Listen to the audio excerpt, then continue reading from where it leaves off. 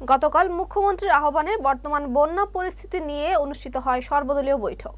সেই বৈঠকে আলোচ্য বিষয় এবং বন্যাজনিত পরিস্থিতি নিয়ে আজ প্রদেশ কংগ্রেস সভাপতি আশিস কুমার সাহা ও বিধায়ক সুদীপ রায় বর্মন এক সাংবাদিক সম্মেলনে নিজেদের অবস্থান স্পষ্ট করেন।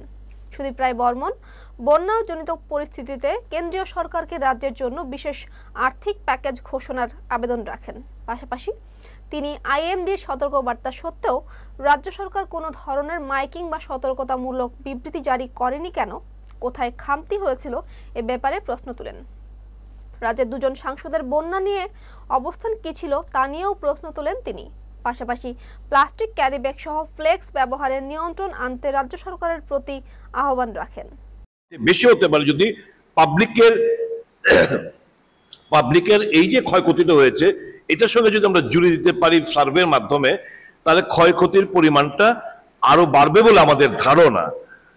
তো আমরা সে প্রস্তাবগুলো রেখেছি এবং জানার চেষ্টা করেছি 15,000 কোটি টাকার যে আপনারা বলছেন দপ্তর ভিত্তিক কি কোত্থেকে ফিগারটা পেলেন, এটা দয়া করে যদি খোলাসা করে আমাদের জানান।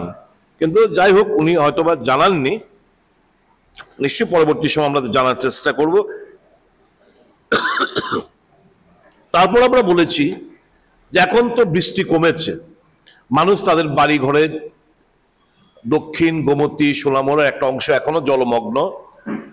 মানুষ এখন এইমাত্র আসার সময় কামরাঙ্গাতলি সোনামুড়া মহকুমার ওখানে নৌকো দিয়ে যেতে পারছে না, রিলিফ মেটেরিয়ালস নেই, পানীয় জল নেই, চিৎকার। ওখান থেকে লোকরা ফোন করছে, ফোন মানে তাদের ফ্রেন্ডস রিলেটিভসরা।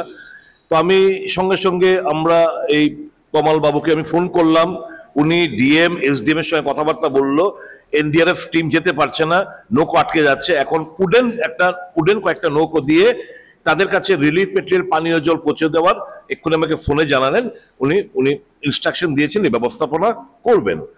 তো এখনো মানুষের এই ডিস্ট্রেস পজিশনে যে রয়েছে এটা এখনো চলছে বেশ কিছু পকেটে।